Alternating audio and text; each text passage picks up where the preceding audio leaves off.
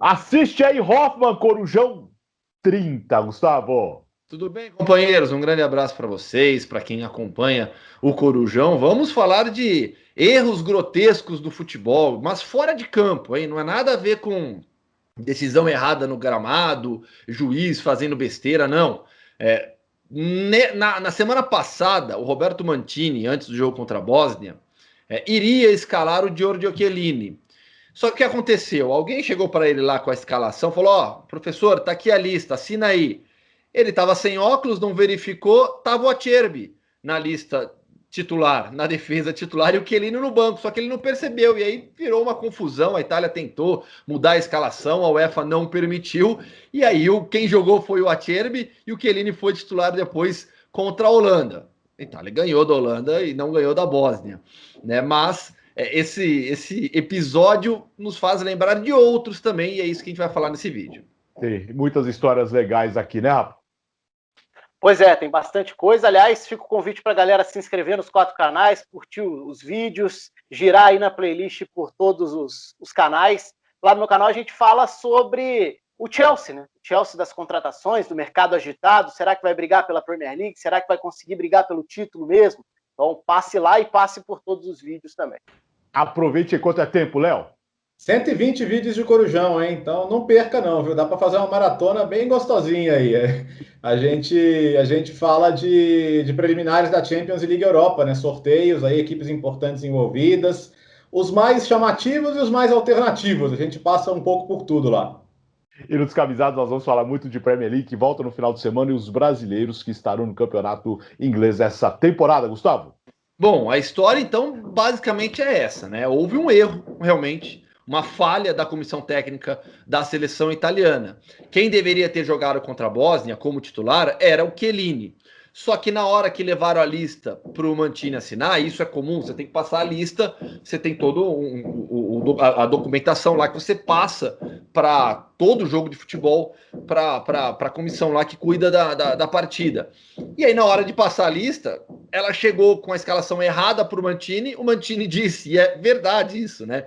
Que ele não estava com os óculos e aí não percebeu, assinou, passaram para a UEFA, saiu a escalação oficial com o Acerbi. Aí falaram, opa, que isso? Era o Chiellini. Aí descobriram que a falha foi da própria comissão técnica italiana, e aí depois não teve como mudar a situação mesmo, e o Chiellini foi titular depois contra a Holanda. Quem nunca? Todo mundo que joga CM, FM já fez isso, cara. Todo mundo. Escalar jogador cansado. Não, ixi, demais, cara. Ou quando você poupava o time na Copa, aí esquecia de voltar à escalação, tinha um jogo importante do campeonato no final de semana. Entrava com goleiro reserva. Isso aí, todos os nossos fãs que gostam de CMFM, aliás, a gente fez um vídeo sobre isso, né? Só procurar lá atrás. A gente prometeu fazer outro e nunca mais fez. Mas isso acontecia demais. Às vezes você tinha que queimar a substituição no primeiro tempo porque você escalou errado o time. Então eu não julgo, não. Só para explicar, ele poderia tirar o Acerbi e o Chiellini, mas aí o Acerbi não poderia ir para o banco. Né? Então ele falou, não, agora então melhor deixa, né? Mas foi bizarro mesmo. A UEFA alegou que se fosse por lesão poderia fazer uma substituição, mas não era o caso, né? Mas não deixa de ser uma situação bizarra, curiosa realmente. E aí, vamos lembrar de outros casos, então. Um dos mais famosos na Inglaterra, né? O Ali Dia, glorioso senegalês que dizia ter 31 anos, que seria primo do Jorge Weah. Primo ou sobrinho, agora eu não lembro se ele fala. Primo mesmo, né? Primo do Jorge Weah. E aí, um suposto Jorge Weah ligou para o Graham Souness, na época técnico do Southampton, 96, falando que tinha um primo dele que era promissor, que estava precisando de uma chance, se dava para ter uma chance no Southampton, e o Graham Souness ali, precisando de algum reforço, falou, não, tudo bem.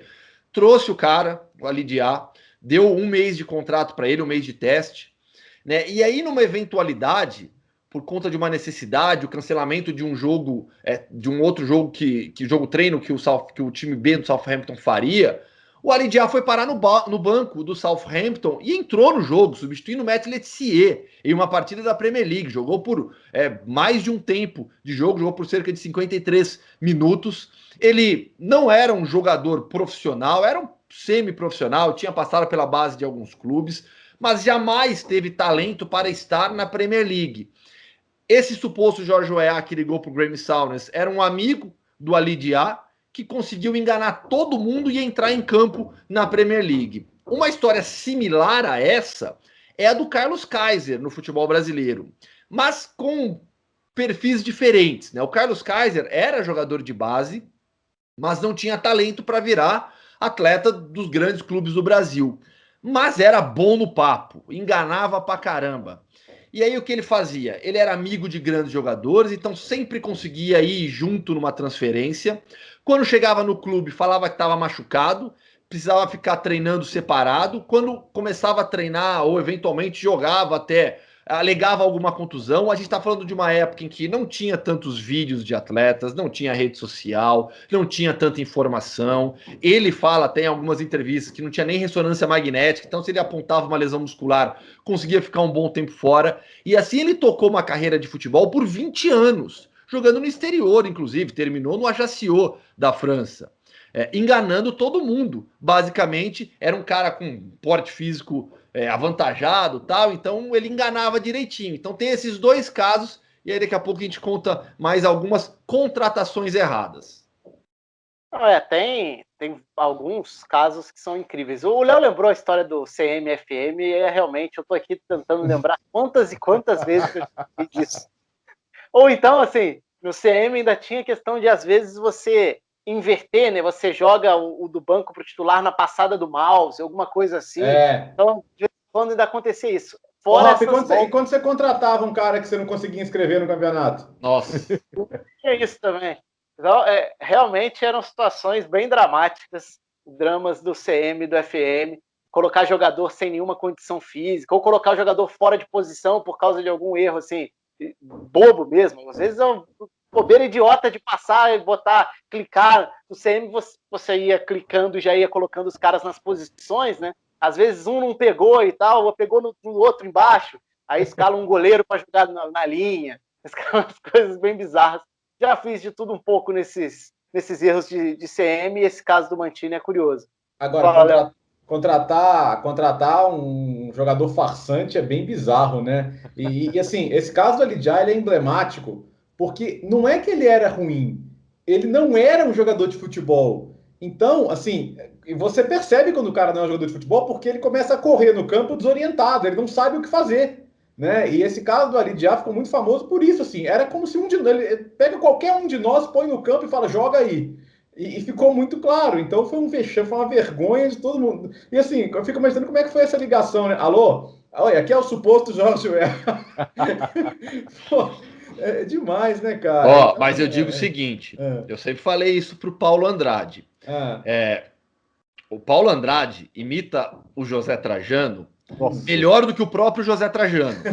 Eu falava para ele lá atrás que se ele um dia me ligasse falando que era o Trajano e mandasse eu ir para o aeroporto, comprar uma passagem e ir para Senegal fazer uma matéria, eu iria, porque era o Trajano falando. Agora, essa história do Alidia é engraçado quando a gente olha depois as próprias declarações, os relatos do Letizia sobre isso, né? Porque é um dos grandes jogadores dos anos 90 na Premier League, é um ídolo do clube, e ele fala, pô, eu só treinei uma vez com ele, eu olhei para ele, ele não parecia muito bom. Aí, os relatos são engraçados, mas assim, isso mostra como num passado nada distante, na verdade, o nível de amadorismo de um campeonato que hoje é referência para tudo, né? Mas nos anos 90, na Inglaterra, algumas coisas que para a gente são fora da realidade ainda aconteciam. Esse é o caso extremo, mas tinha muita questão de beber mesmo, de bar, de pub, dos jogadores que estavam sempre em pubs. Era da cultura local, não que a cultura justifique a ação, mas era algo que era tido como normal.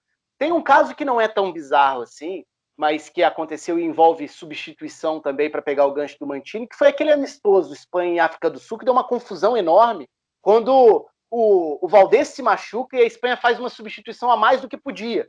E aí isso inviabilizaria a partida para o ranking da FIFA e teria uma consequência direta. E aí, na época, foi uma grande discussão sobre se deveria valer, se o jogo tinha que ser cancelado, se contaria pontos para o ranking da FIFA, a entrada do Pepe Reina por conta da Espanha fazer uma substituição a mais do que poderia, também tem a ver com essas lambanças, entre aspas. Nesse caso não é algo tão grosseiro assim, mas é você fazer mais substituição do que o jogo permite. Ó, tem nessa aí de substituição, tem uma que é muito boa, né? Que é a do Pellegrini contra o Bayern em 2013, no Manchester City. Porque era o jogo da última rodada, o City tinha perdido em casa de 3-1, estava ganhando os 3-2 em Munique. Se ele faz o 4-2, pelo critério de confronto direto e gols fora, o City ficaria em primeiro. E ele fez uma alteração, acho que ele tirou o Davi Silva, assim, e ficou todo mundo meio assim. E depois perguntaram, mas você não sabia que precisava de mais um gol? E ele falou, não, achei que precisava de 2. Ele achou que o gol fora não contaria no critério. Então, depois o Mourinho até tirou um sarro com ele, falou, esse aí não sabe nem regulamento de campeonato. Mas foi uma coisa meio bizarra, porque assim, se ele faz o 4-2, ele fica em primeiro, e depois daquilo, no sorteio, o Bayern pegou o Arsenal e passou, e o City pegou o Barcelona e não passou. Então teve um impacto direto no sorteio da fase de oitavas de final, simplesmente porque ele desconheceu o regulamento, achou que tinha que fazer 2 gols em vez de 1. Então foi uma gafe que chamou bastante atenção na época. Antes de devolver para o Gustavo, tem a história recente do Pirlo, apresentado na Juventus, foi para o Twitter agradecer, muito feliz de ter essa chance na Juventus, e marcou um Twitter que não era o Twitter da Juventus, era o @Juventus, que não é da Juventus, porque o da Juventus é @JuventusFC. Então, depois ele apagou e tal, mas foi bem bizarro também. Esse também quem nunca, viu? Né? Opa. Vamos lá? Tem mais casos aqui, ó.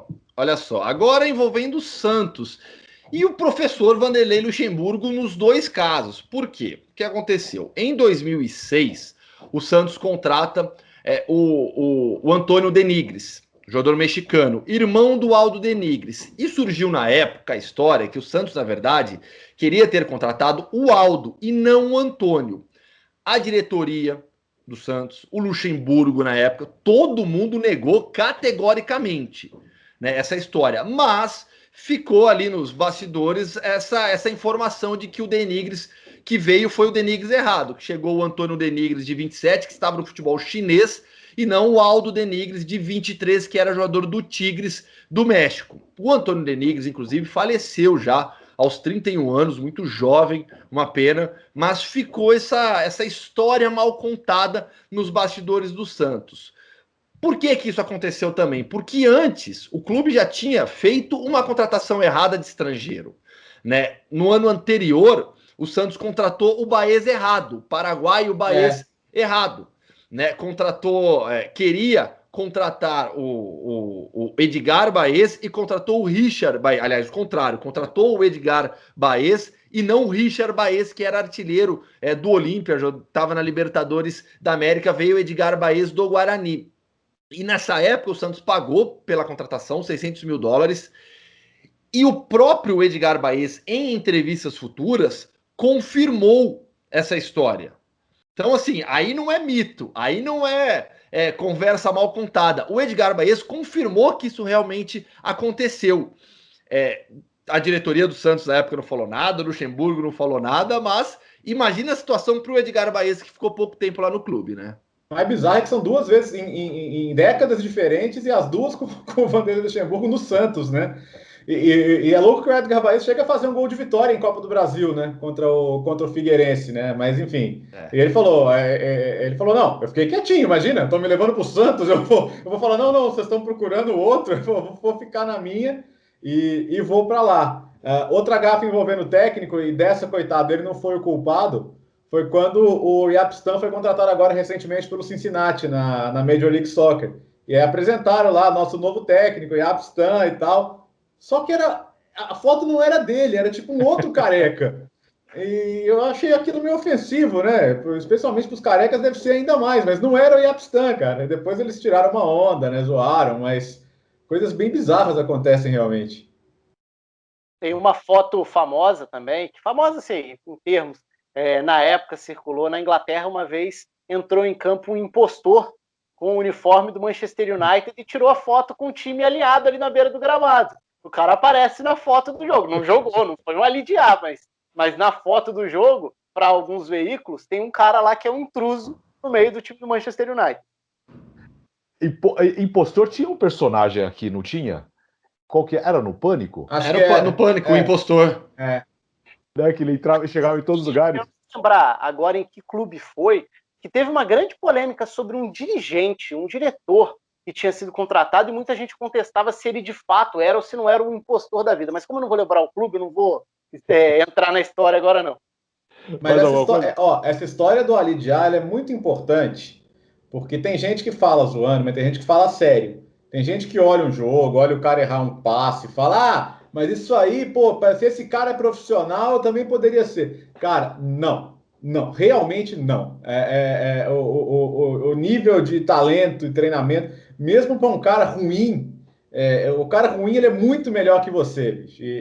E a gente vê isso muito na Copa Imprensa, às vezes, né? E não é nem que os caras fossem ruins, né? Os caras que jogam lá são muito bons, mas eles já estão mais barrigudos e tal, mas, pô, a qualidade do chute, da visão, assim, é ridículo. Então, eu acho que o caso ali de A mostra muito bem que se você não tem talento para ser jogador profissional, você realmente não tem, cara. Então, até o cara ruim, ele é bom. Copa Imprensa, hein? Quantas e quantas histórias. Quantas e quantas brigas. Vices também. Quantos e quantos vices. Eu não aguentava mais ser vice. E você saiu e começaram a ganhar. Pois é, quantos traumas.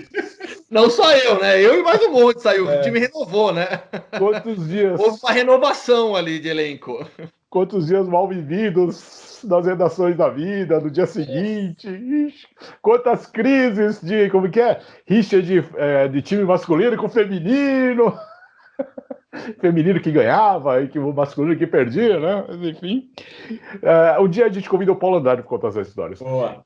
Ficamos por aqui, né, Gustavo? Fechou, então. Valeu, gente. Aqui no Assiste a Europa, fique ligado também no Rafael Oliveira Futebol, no Bertozzi pelo Mundo e lá no Descamisados, no Corujão 30.